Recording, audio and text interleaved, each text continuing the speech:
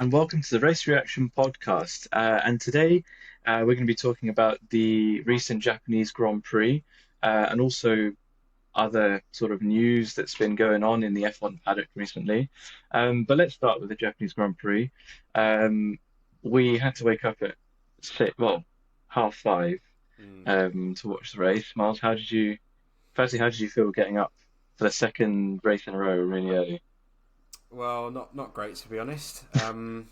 My brain decided to wake me up at 5 o'clock on the dot, half an hour before the alarm was set to go off, which it always Damn. tends to do. So yeah, I got up at 5 o'clock. I've got a cold at the moment as well, so that didn't really help either. But no, in terms of the racing, I think um, it was it was okay. I think the real main points of the race that made it bit more interesting than just your bog standard race was obviously a few coming together, a few incidents, a crash here or there, people going wide off the track, lockups, things like that. But yeah, I'd say overall I'd give it like a 7 out of 10 rating as a race in terms Yeah, of excitement. Obviously the yeah, result was to be expected. Now standard. we're kind of used to that, but yeah, we've got a bit to talk through, so let's go into the details. Did you want to start off with obviously Red Bull? Obviously Max Yeah, won I again for mean, 57th Grand Prix oh victory, I God, think. don't remind me. Yeah, 57. Yeah, And yet another one too as well. Obviously, they missed out on that opportunity in Australia, but and everyone said, oh, look, Red Bull, no 1-2 in Australia. Now look, they're back. And it doesn't look like their off weekend had any effect on them. Um, yeah, I think the Red Bulls were just so clear of everyone else this weekend. Um, but it was actually interesting to see that within the team, usually when Max just disappears off into the lead, and especially in quali where Max just sets a blinding lap. But um, this weekend, it seemed that Checo had an answer for Max's immense pace, which I was surprised about because I thought, oh, Suzuka, Max, he's always gone well here. But no, Checo apparently, I don't know if you heard, but uh, I think it was Quali. I heard the radio and it said it's a lot of money, or it's like I'm expecting a big check or something. So I think apparently like Horner had a bet with Checo if he didn't get like front row in Quali or something. But no, uh, Checo's just been brilliant. I think he's surprised me, um, especially recently. There's been talks of I would say half the grid replacing him at Red Bull, yeah, pretty much.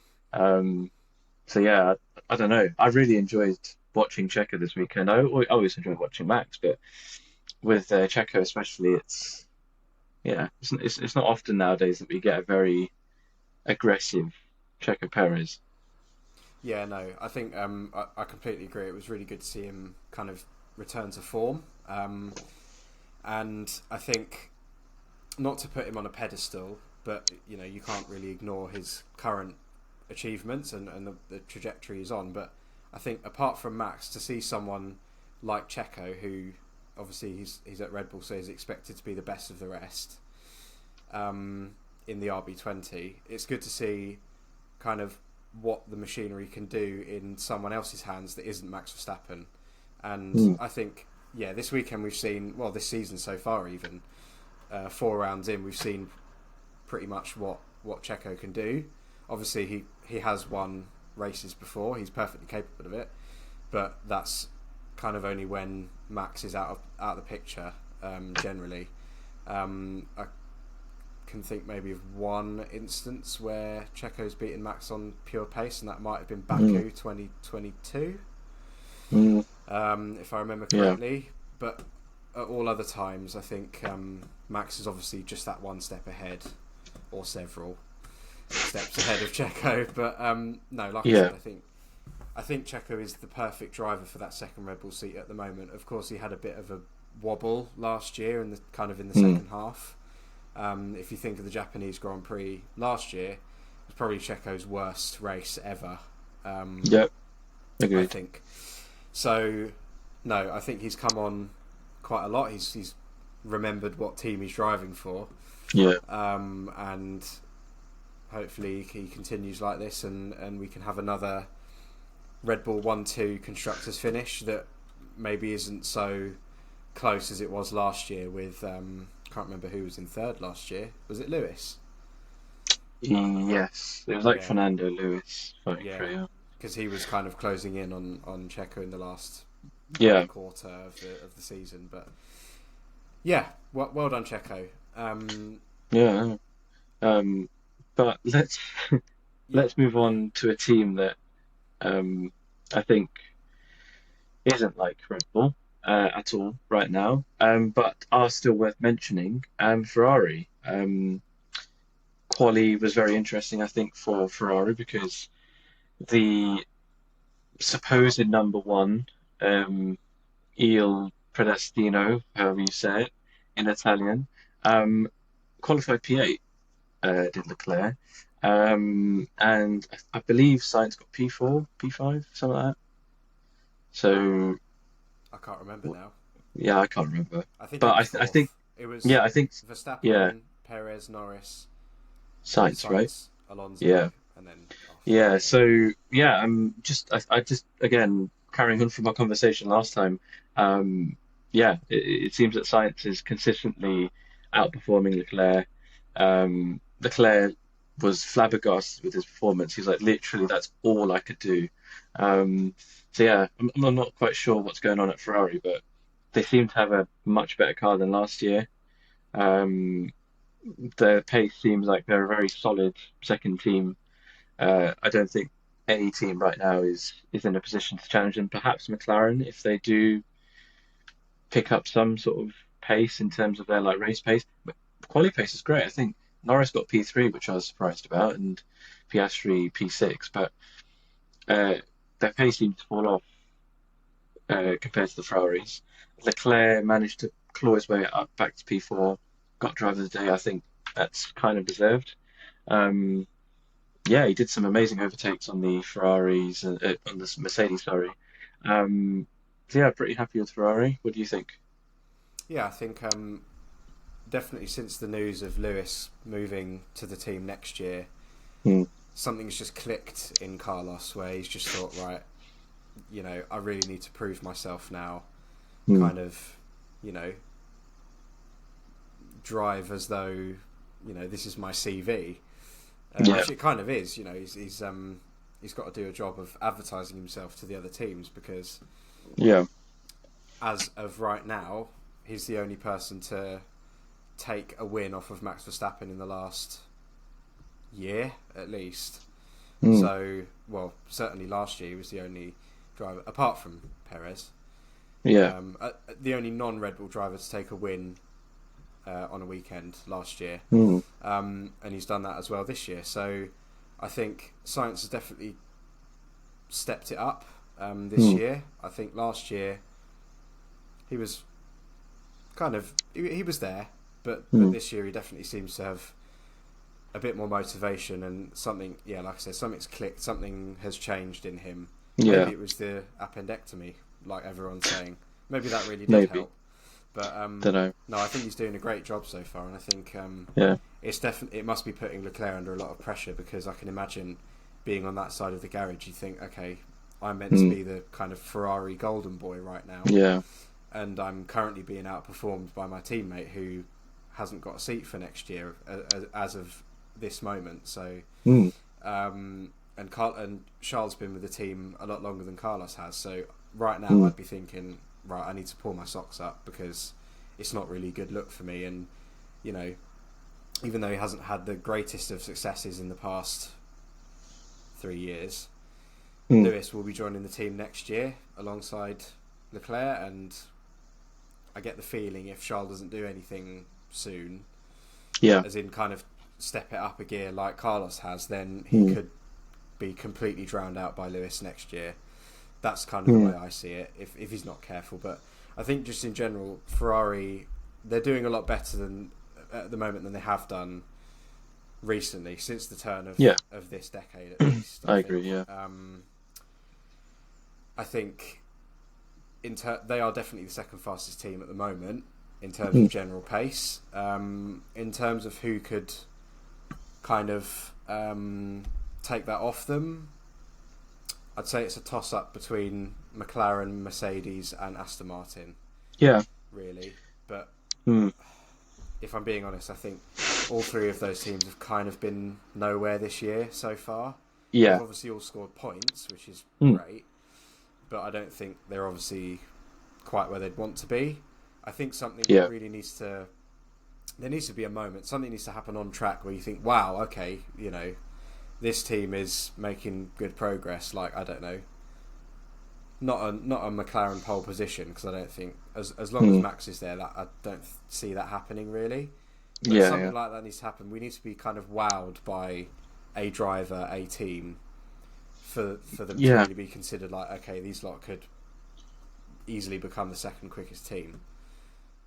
Yeah. No, I agree. But I mean, that brings us greatly onto our next sort of bit with Merck. I mean, Mm. you need to look at Merck. They've got two great drivers. I think George and Lewis. On paper, it's one of the best pairings. It's probably the best pairing on the grid, if you ask me, in terms of the potential it has. But just something about that car just isn't clicking. Uh, I think George got P4 at 5, I think. Or where did George In the finish? race, Yeah, did George finish low? I Like can't really low? I can't remember, but it wasn't in the I top three. no, I must have been. I think it's seventh actually, because it was him. It was Piastri. Actually, no, it was seventh because it's Piastri in between two Mercs, and Lewis finished ninth. Right. So Okay. Yeah. uh, yeah, so not the best result for Merc. Obviously, Suzuka previously has been an amazing track for them, Mm. one that they've gone really well at every single year. And since the sort of Verstappen era has come, it's just been absolutely atrocious for them. Don't know what's going on, but um, yeah, perhaps it's just a blip and an experimental phase, as they always say. But yeah, but one driver that is doing well, and that I think we need to give praise to, because he's consistently outperforming his teammate, is Yuki Tsunoda, the home hero. Yes. I think he's my driver of the day. Um, but I don't know about you, but he is really making a statement, isn't Yeah, he is. I think I think in the final few laps of the race, when the driver of the day vote percentages came up, I thought, he? Mm, how's Yuki not winning this? yeah. Because he's in front of his home crowd. He's in a car that's kind of middling most weekends, Mm, and he did a great job today. yeah. But I understand he didn't have quite the drive that Leclerc did today in terms of making up ground. So I accept that. But no, I think Yuki's done a great job so far this year. Like you say, he's definitely putting Ricciardo under a lot of pressure, and we saw that Mm, today. Whether it's because he felt nervous, felt like he was, under that pressure, or if he just plainly didn't look in his mirrors, which is yeah. what I think it was. But I Mm, think just in terms of off the track as well, Ricciardo must be feeling it. Like I said with yeah. Leclerc, I mean, both Ricciardo and Leclerc are being outperformed by their teammates right now, and Mm, it, in terms of the ego that these drivers have, they will not be accepting that in their head. That will be tearing them apart. So mm, I think it's especially embarrassing for Ricciardo because he's got so much more experience than Tsunoda, yeah. and they're both in the same car. So there's no excuse really Mm, for Ricciardo to not be, outpacing Tsunoda, and yeah. it's just not happening. So I won't get into the whole, oh well, they don't have the same car, they favour Tsunoda because they've got Honda power unit and they're at Mm, Suzuka. I don't buy into that. I just think Daniel Ricciardo's not returned to that form that he used to have at Red Bull for years now. I mean, what was his last year at Red Bull? 2018, and then 18, yeah. 19. I think he was at Renault. at Renault. Mm, 20, 20, 20 he was at Renault as well. 2020. He's at Yeah, Renault. and then 21 onwards, McLaren. Mm. So I think no, I'm wrong there, aren't I? No, 21, you're right, you're right. 21. 21, Okay. 22, he was at McLaren, and then 23 onwards, well, 23, he didn't have a drive. Well, he did. Yeah. He didn't have a drive for like 6 months. Or was it? Am I right? Am I And right? then he broke his wrist, Yeah, then he came back for a race, and now broke he's his back. foot, like, and they broke his hand, came back, and now he's, yeah. But I agree with you. I just don't know what's going on with him at the minute. As someone who gladly supported Daniel Ricciardo in the early stages of his career, it's sad to see, the sort of Daniel that we know to be very sort of cheery and happy.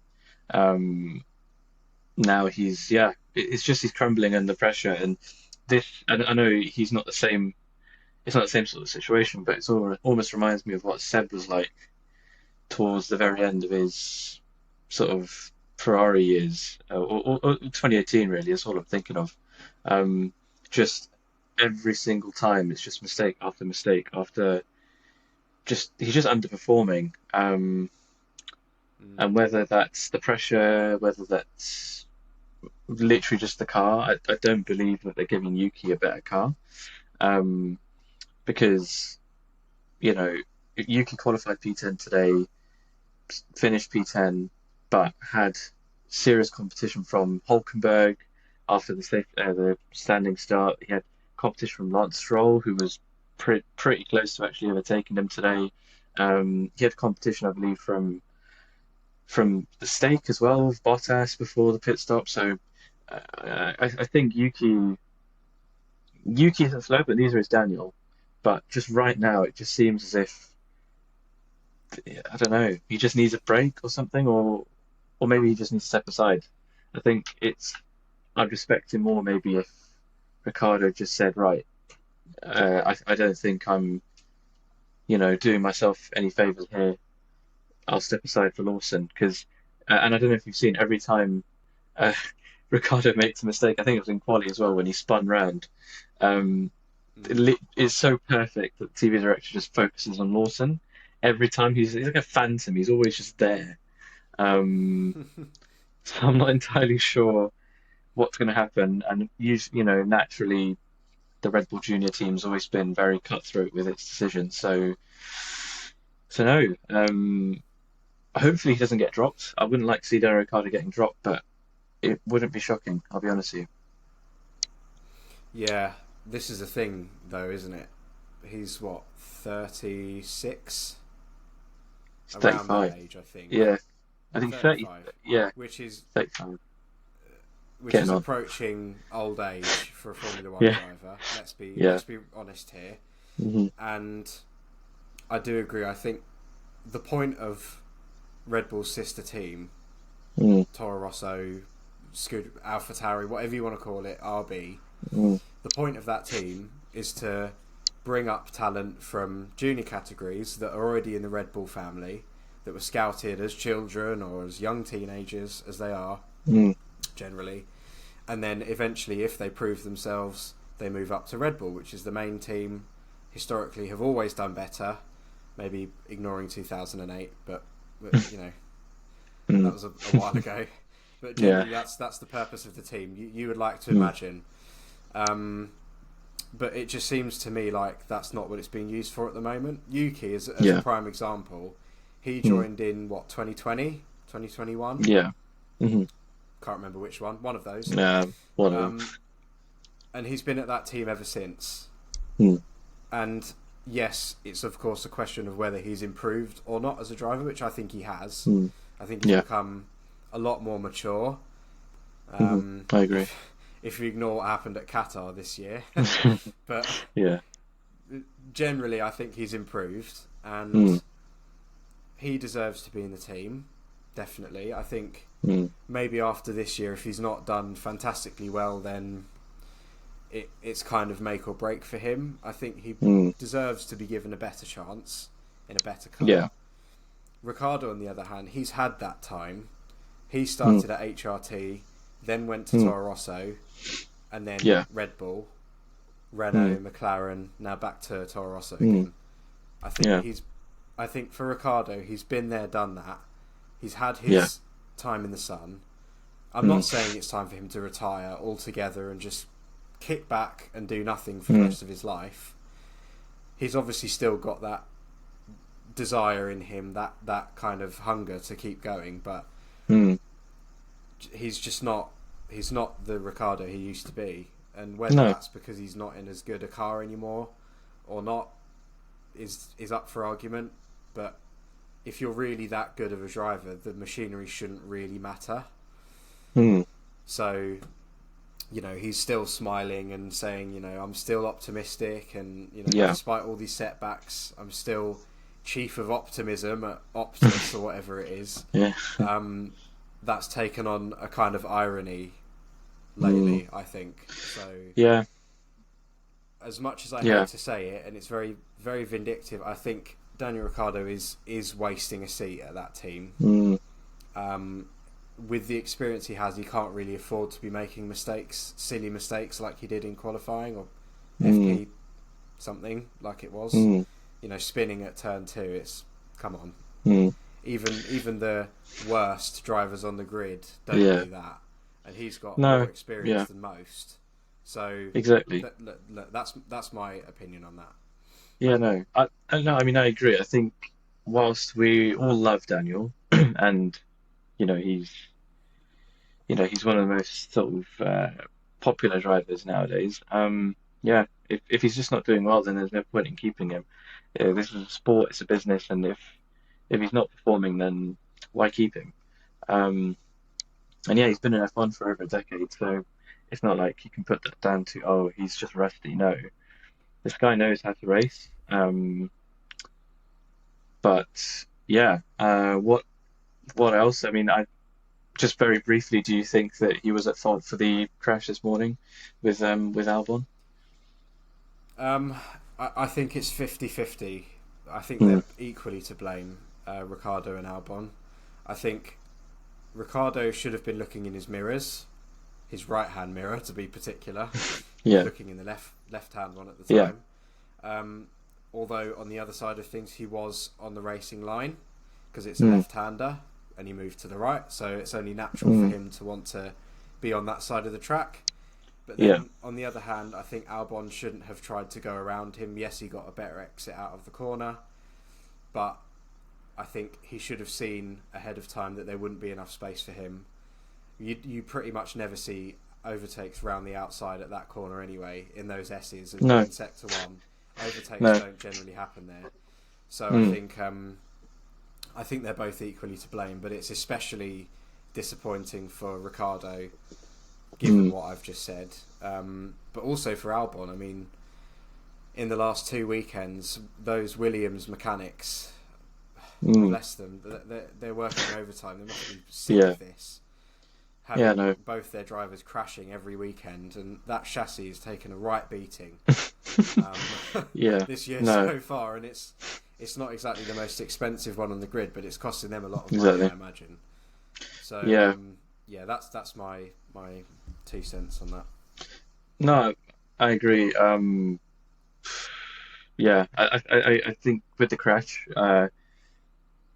Albon maybe should have been a bit cleverer where he placed his car, especially using the fact that he knows that that car is very, precious to Williams because they won't have a new car until Miami, which uh, is not the next race. It's a So while if away. they, yeah, it's in May, I think. So if they don't, if they keep doing this sort of thing, then there's got to be some sort of punishment or just something because, I'd hate to be James Vowles right now, given what happened last race with Albon as well. He didn't score any points, even though they gave them Sargent's car. So I don't know. I think Williams are in a bit of an awkward position where they've gone from being the team that everyone supports to now they're slightly criticised now. I'm not saying that they've become the most hated team on the grid. I just think that it's a bit silly because now we can't only blame Sargent, and you've seen on social media, everyone's been blaming Sargent for that small crash that happened, and yeah, for me, it just seems that Williams are being unnecessarily hated on at the minute. I just think because of this Sargent Albon swap that happened in Australia, they're being overly like analytical about everything. And when Sargent crashed, there was that tweet that got thousands and thousands of you know, comments that said, Oh "Oh, this God, guy's turning, don't get I'm me this." So started on that. we're not gonna explore that Oh, now. But you know, if you find it, you find it. But it's just that's currently the state of Formula One at the minute. Um, so yeah, I don't know what to say. But yeah, I think Williams are on a good trajectory. I just think that this chassis issue could have been, I don't know, it could. Well, they're not the only team apparently that has this issue, but I guess because they were the first ones to note this issue in the public domain, then of course they're going to get the media attention. But hopefully nothing happens, and hopefully next race both Williams actually finish the race, even if it's outside the points. But anyway, let's move on to I think the final segment of our episode, and one that I've been wanting to talk about for a while. Um, a particular German driver, perhaps the one behind me, might be making a return to Formula One very yeah. soon. Um, what do you make of this? Well, the only reason why we're talking about this is because the official F1 social media channels have been awash with content from Seb recently. Um, you've got he did a recent media circuit with like BBC News, CNN, Sky News. He went on podcasts. I don't know why he didn't come to Resurrection podcast. Maybe I should Maybe phone up next his time. maybe I should phone up his publicist and ask because if Purple want to sponsor us, by the way, we're free. Please, Please. please. But no, what do you make of this emergence of Seb back in F1? Because yeah, I'll be honest, it's exciting, isn't it? At least for me. I don't know about you. Yeah, I'd say no. It's obviously an interesting topic. This kind of thing doesn't happen all too often, does it? Mm, Multiple world champion retires and then comes back. Maybe. I mean, we've seen it mm. obviously with the great Michael Schumacher there. Um, Rear wing end plate, 2012. Yes, good Um, decor. we've seen it with Michael. We've seen it with Fernando Jensen. Um, Mm. well, he's not multiple world champion, but you know what I mean. Small World details, it's champion. fine. Um, yeah, we've seen this kind of thing before, and I think there's obviously the argument been put out there that he would go to Mercedes. That's just a natural fit. German Mm, driver, world champion, German mm, team. It makes sense, doesn't it? mm, Um, but I think, in all honesty, in my heart of hearts, I don't think he's coming back to F1. I mm, think he's clearly kind of voiced the concerns he has around that, in that he wouldn't get to spend as much time with his family anymore, like he used to. You know, that used to be a problem of his, and that would come back if he were to return. I think physically, I don't think he's quite ready for it unless he's been training every day, which mm, no one knows. He might be, but I don't think mm. physically he would be ready for it yet. Rich coming from me, but you know, um, Yeah. I think he's much more likely to try endurance, WEC. Mm, Um, not only because he did a test with Porsche recently in one of their cars, but I think with F1, he's again, like I said with Daniel Ricciardo earlier, he's been there, he's done that. He's won 4 world championships. mm, He's, you know, in the top 10 of all time. He's got all the statistics against him. He's extremely well known. He's one of the top kind of memorable figures in the sport.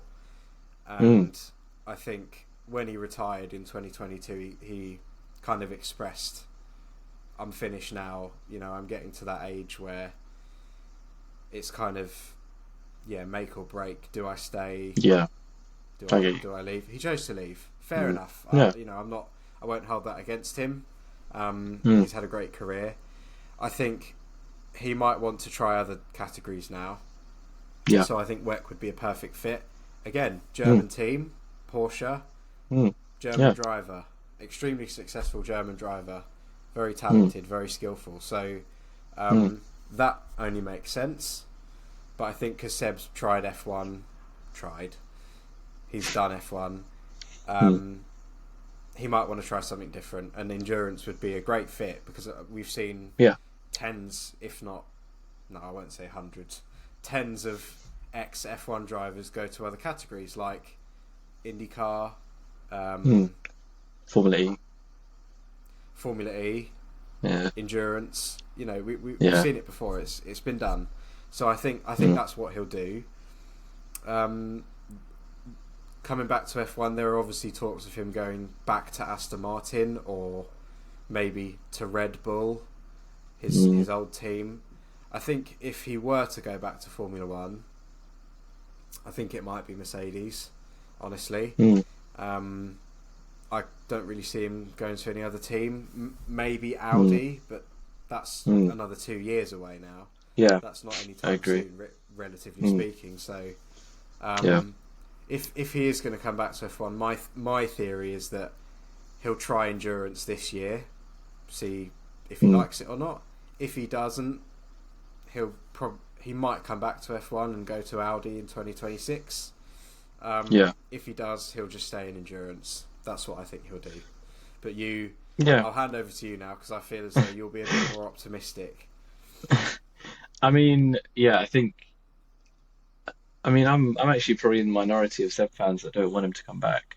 I Mm. made it very clear to everyone that I know, especially you, that whatever happened with Seb, I'd prefer to leave that in the past. I think I don't want him to come back and have a car that, might be quick, but just he won't get sort of the same treatment because obviously if he's going to go against George, then we already know who's going to be the number one. We already know who's going to be prioritized.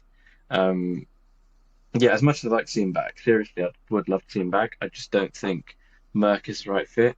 But at the same time, I don't see him going to Stake or Audi purely because they probably have other drivers in mind. I've been hearing Hulkenberg quite a lot, I've been hearing Sainz.